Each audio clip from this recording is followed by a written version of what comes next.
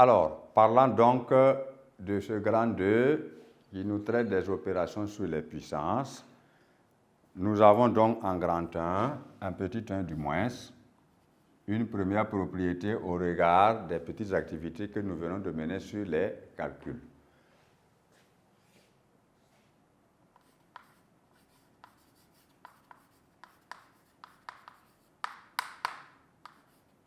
Alors, nous avons la propriété 1 qui s'intitule ainsi qu'il suit. Si A est un nombre relatif,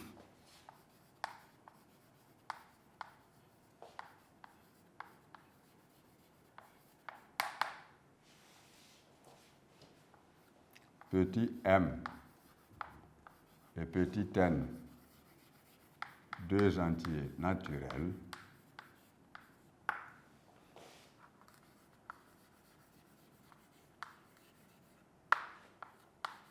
on a cette propriété-là.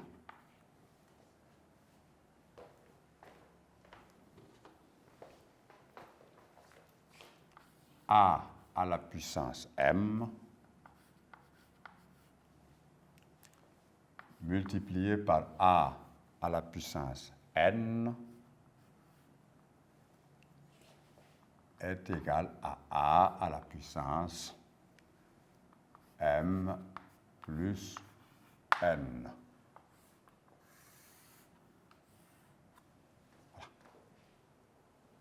Donc, cette propriété est très intéressante. Il s'agit donc du produit de deux puissances d'un même nombre. Ensuite, nous allons voir en petit 2 une autre opération sur les puissances, à savoir puissance d'un produit.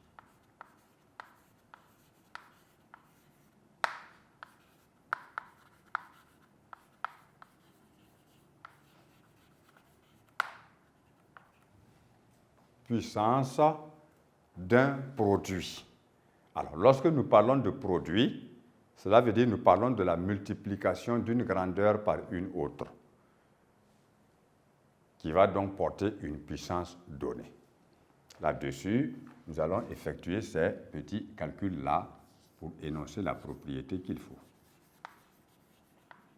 Premièrement, on peut avoir 5 multiplié par 4, ça c'est un produit élevé à la puissance 2, par exemple.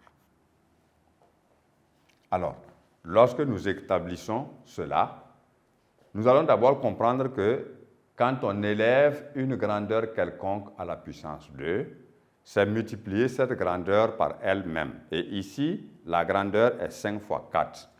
Donc, nous obtenons 5 fois 4 que nous multiplions encore par 5 par 4. Alors, voilà ce qui nous permet, la multiplication étant associative, nous pouvons supprimer les parenthèses en écrivant 5 fois 4 fois 5 fois 4. Alors, les grandeurs, les différents facteurs que nous avons ici peuvent être déplacés, l'ordre occupé par chacun n'ayant aucune importance. Donc, on peut écrire de proche en proche 5 fois 5 multiplié par 4 fois 4. On n'a rien changé à la valeur de la chose. Maintenant, nous arrivons à la notion de puissance. Lorsqu'on dit qu'on a multiplié un nombre par lui-même, cela veut dire qu'on l'a élevé à la puissance 2. Donc, 5 fois 5 égale 5 puissance 2. Et 4 fois 4 veut dire 4 à la puissance 2. Alors, nous voyons que cette première séance de calcul va nous faire réfléchir sur autre chose. Voilà. Ensuite, nous prenons encore une séquence de calcul. Moins 8, multiplié par moins 5 au cube. Alors, c'est la même chose, on obtiendra moins 8 fois moins 5 multiplié par moins 8 fois moins 5 multiplié par, enfin, moins 8 fois moins 5. Nous avons donc un produit de 3 facteurs égaux à moins 8 fois moins 5, ce qui nous permet d'écrire ceci. Moins 8 multiplié par moins 5 multiplié par moins 8 multiplié par moins 5 multiplié par moins 8 fois moins 5. Alors, d'après l'associativité de la multiplication, nous pouvons écrire moins 8 multiplié par moins 8 multiplié par moins 8 multiplié maintenant par moins 5 multiplié par moins 5 et enfin multiplié par moins 5. Alors, ce qui nous ramène aisément sur la notion de puissance entière d'un nombre où on obtient moins 8 à la puissance 3 multiplié par moins 5 à la puissance 3 également. Alors, il en est de même pour n'importe quel autre exemple choisi, ce qui permet d'énoncer la propriété numéro 2 suivante.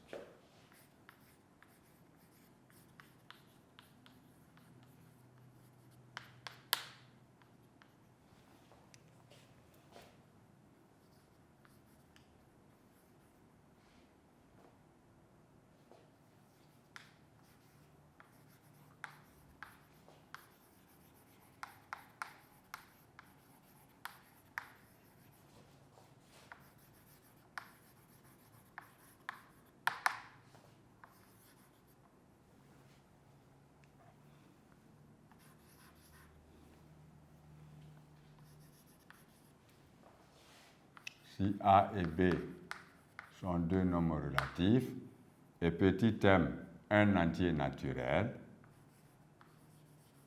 on a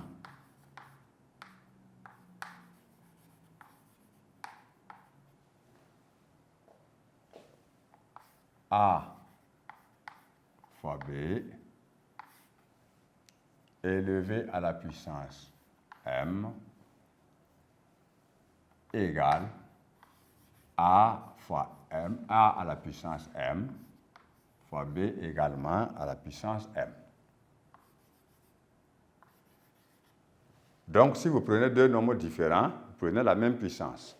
Si on prend des puissances différentes, on considère le même nombre. Ceci nous permet d'aller sur l'opération numéro 3, où nous allons voir enfin la puissance d'une puissance d'un nombre.